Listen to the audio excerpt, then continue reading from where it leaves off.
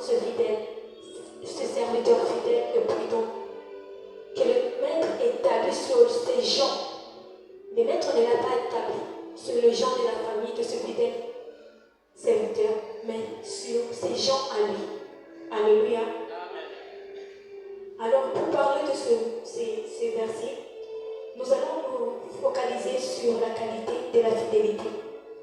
Pas seulement la fidélité comme une qualité qui s'emploie à nous-mêmes, mais d'abord envers celui qu'on appelle le maître. Et qui est le maître? Le maître dont il s'agit de Jésus-Christ de Nazareth. Nous sommes qui? Nous sommes de fidèles serviteurs. Mais avant d'être employés ou appelés fidèles serviteurs, nous devons savoir c'est quoi d'abord la fidélité. Être infidèle. L'infidèle, c'est qui? L'infidèle, c'est celui qui garde la foi à l'égard d'une personne ou d'une idée, qui reste constant dans ses affections et qui remplit ses devoirs et ses engagements.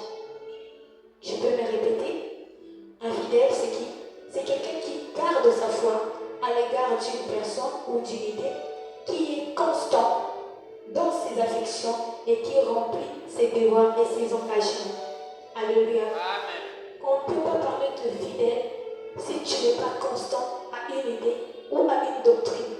Le Lobosa Awa, dans l'église de réveil, demain tu rentres dans l'église mère, le lendemain tu es dans une autre idée, tu n'es pas constant. Tu ne gardes pas tes affections avec Christ. Tu ne gardes pas tes devoirs et tes engagements. Est-ce que tes engagements, tu les respectes?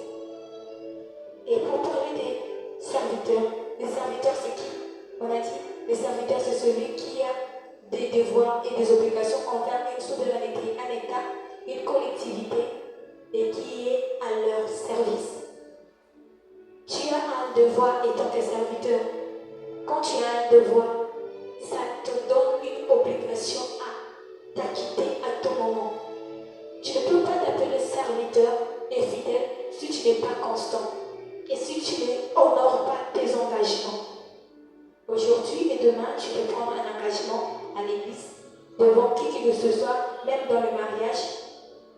Tu peux dire aujourd'hui à la personne que tu es marié avec lui. Je ne ressens plus rien pour toi. Je n'ai plus de sentiments pour toi.